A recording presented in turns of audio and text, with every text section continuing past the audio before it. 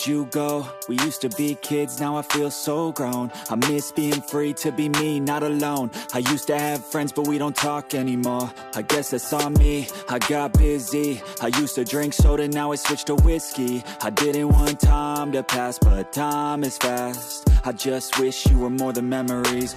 I got kids now, but I'm a kid now. I haven't grown in my mind, just my skin now. I don't get taxes, I hate chores, I hate mail, bills, and miss the outdoors. I feel like the air used to smell different. The grass was greener and the summers were for swimming. I used to play baseball every inning. Now I work for a living.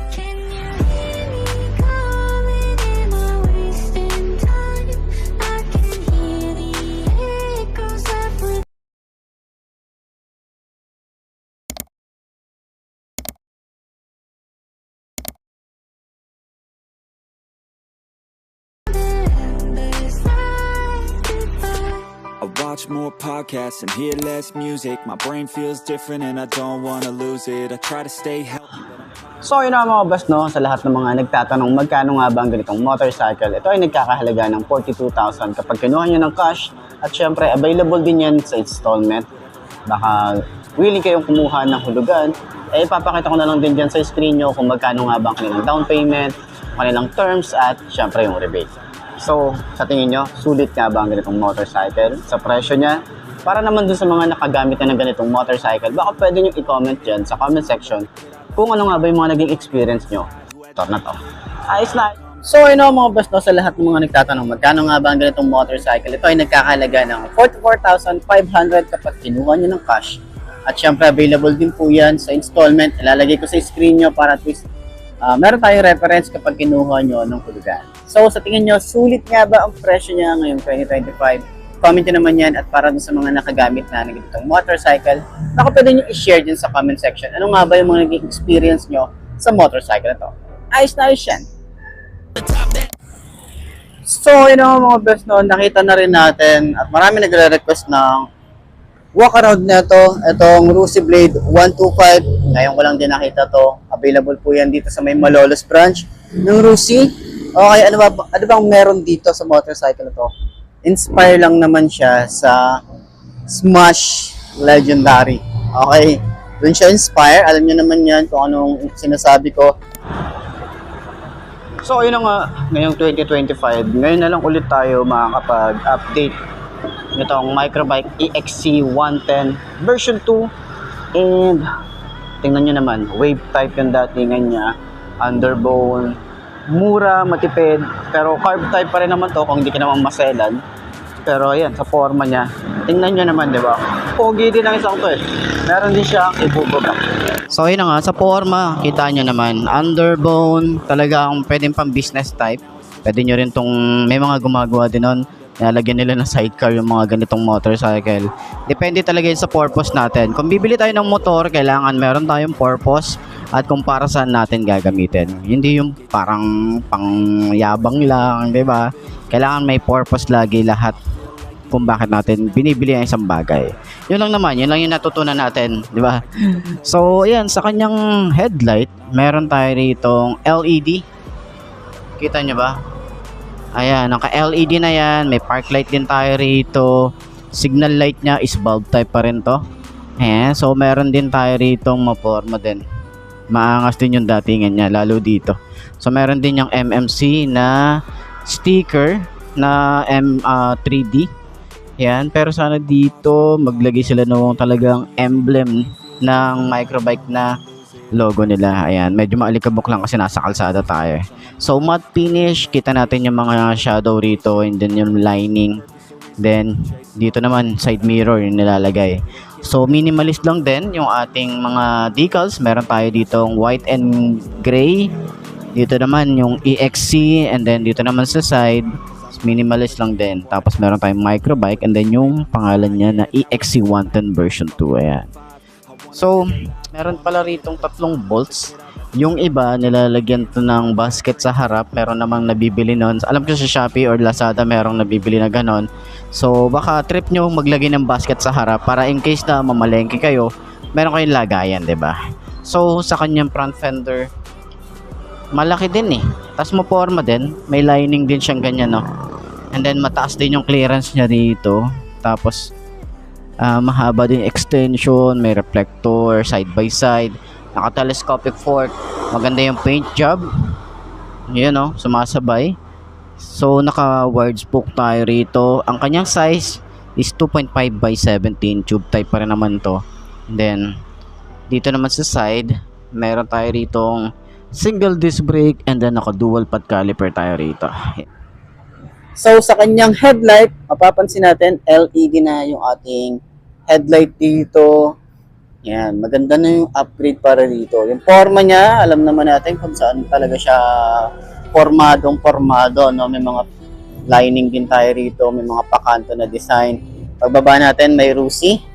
Pero sana dito, ang comment ko lang, medyo bawasan yung Rusi na logo. Tulad na to, sana dito bawasan to, alisin nyo nandito, alisin nyo nandito sa shock, okay? Nandito lang, okay na. Nandito sa harap, okay na yan. So, comment ko lang naman. At meron tayo ritong bolts, yung iba naglalagay ng basket para sa mga pinamili nila or additional storage para in case na kapag kailangan natin ng storage, may mailalagay sila dyan. Pwede nyo rin yan paglagyan ng mini driving light. Meron tayong lining na yellow. Meron tayo ritong gray and brown ba to?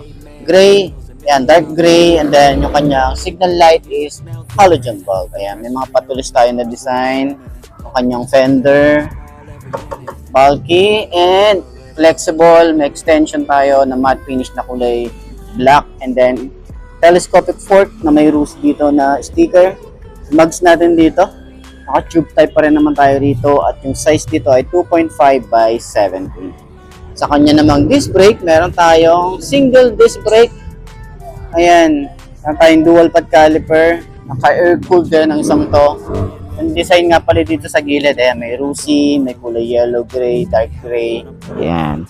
So, air-cooled and carburetor, Euro 3. And tingnan nyo naman, meron din tayong open part dito para sa ating carb. So in case na mag-a-adjust tayo, hindi na tayo mahihirapan dyan, diba? So dito naman yung makina, simpleng-simple lang din. And then meron tayong MMC na naka-engrave din dito. Kickstart, simple lang din. Yan lang din yun. Tapos put pegs para sa rider natin. Hindi siya napipflip, combination ng rubber and metal. Yung kanyang rear brake pedal, medyo matigas tong isang to. Ayan. So, adjust. Kailangan i-adjust to rito. Ayan. Kailangan i-adjust yan doon. Yung spring niya rito. So, meron lang tumatama. Ayan. Diba? So, ayan. Meron naman tayo rito na angkasan. Ayan. Yung kanyang put pegs para sa angkas is yung style niya rin. Maganda rin yung paint job dito. Parang may mga glitter effect din siya. And then, dito rin sa part na to, glossy finish din. Sa tambucho, ayan meron din tayo ritong cover din, metal. Ayan, metal din ang isang to. Simple lang din yung ating tambucho. Metal din ang dulo nito. And then meron tayong swing arm, medyo maliit lang din. Naka dual shock tayo rito. Drum brake, wide spoke, meron din tayo rito. Tapos, ang kanyang size sa likod ay 2.75 by 17. Ayan.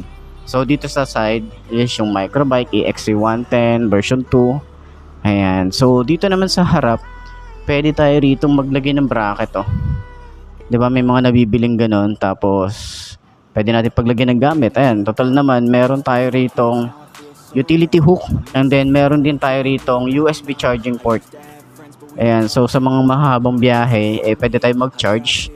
So, yun nga lang, wala tayong side pocket dito. So, sana dito, naglagay na lang din sila ng side pocket, 'di ba? Dito sa part na yan. Dito, okay? So, dito naman, matte finish din to. Ayan tapos magaspang yung datingan.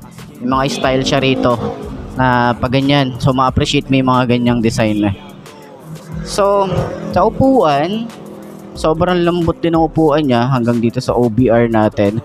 And sa ating makina, meron tayo rito na maliit lang naman, 125cc, rear brake pedal, smooth lang din. May kickstart pa rin tayo rito.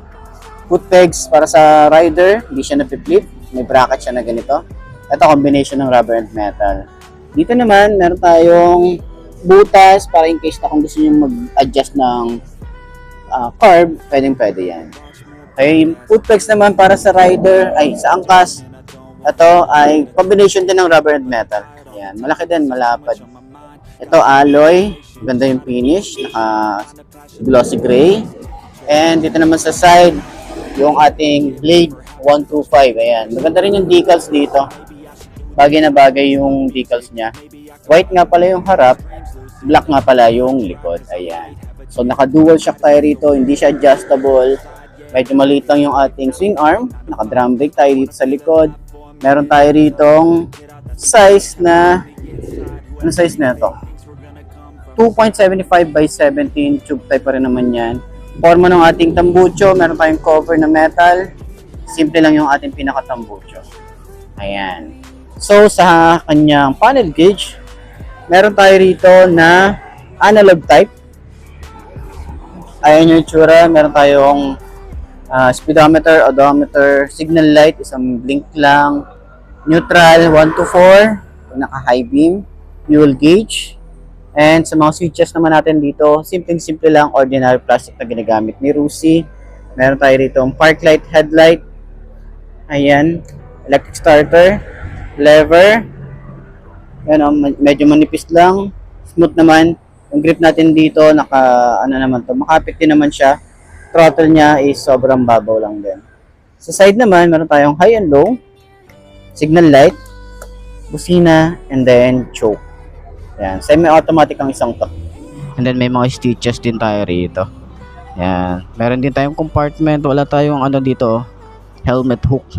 Pero meron tayo rito ang compartment at dito rin yung ating battery. Ayan. So kahit pa paano meron tayong mapaglalagay ng mga basic tools natin at konting gamit, 'di ba? So yung gas tank niya. So sana din dito comment ko sana meron silang goma na nilalagay. Ayan. So grab bar para din siyang binalot na carbon fiber finish. Ayan. So sa taillight niya, ito medyo kakaiba yung taillight na ito. Tapos din siya LED, and then signal light niya. Ayan yung datingan niya. Ang laki din nung style.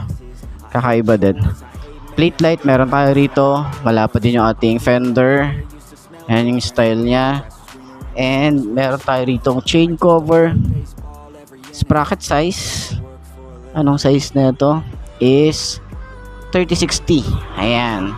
So naka dual head shifter din tayo rito. Yung foot pegs niya is combination ng rubber and metal din. Yan. Yan yung datingan niya.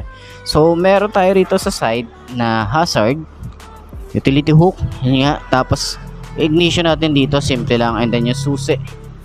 Yan naman yung style niya. So, sa kanyang panel gauge is naka-upright position din. Maganda rin yung forma no? Kakaiba lang din yung forma niya. So, meron tayo rito analog type na panel gauge. So dito naman is yung kanyang fuel gauge. Dito naman yung gear indicator na 1 to 4, signal light pag naka high beam, and then speedometer and odometer. So switches natin dito, meron tayo ditong park light, headlight, electric starter, lever natin dito, medyo manipis lang to, maliit lang. Tapos smooth naman yan. Grip natin is maliit lang din, payat. Pero yung throttle, mababaw. Okay, side naman, meron tayo ritong high and low, busina, signal light, and choke. Ayan. So wala tayo ritong flasher. Tsaka semi-automatic ang isang to. Grip niya, ayan.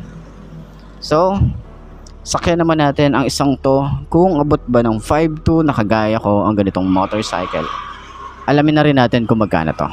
Ay, siyan. Yan. Upuan natin dito, makapal din. Yung foam na ginamit nila. Yan, makapal din. May Rusi din tayo rito. Hanggang sa OBR, makapal yung ating foam na ginamit. So, buksan natin yung likod. Ayan. Ganito ang compartment natin. Wala tayong helmet hook dito. Dito yung battery. Ating gas tank, nasa 4 liters. Grab bar natin dito. Yan, para siyang binalot na goma. Alam niyo yung alam niyo yung binalot na na goma, yung metal niya. Ayan. So, sa side naman, yung ating taillight, meron tayo ritong halogen bulb. Ayan. Ating signal light din, halogen bulb, may reflector. Fender natin malapad, lagay ng plate. Sa side naman, meron tayong chain cover. Yung ating sprocket size naman ay, ang size dito ay 36.428. Ayan, yan yung sprocket niya. Medyo maliit lang. And then, ito naman yung ating makina. May rusi tayo naka-emboss dito. Dual shifter and then ayan. So, kagandahan nga pala rito, meron tayo ritong USB charging port. Ayan, wala pa rin tayong side pocket dito, pero meron tayong utility hook dito. Ayan. So, sa lahat ng mga gustong kumuha ng ganitong motorcycle, pwede nyo akong kontakin sa aking Facebook page or message nyo ako sa aking YouTube channel. Ayan, subscribe and follow nyo na rin. Okay? Ayos yan.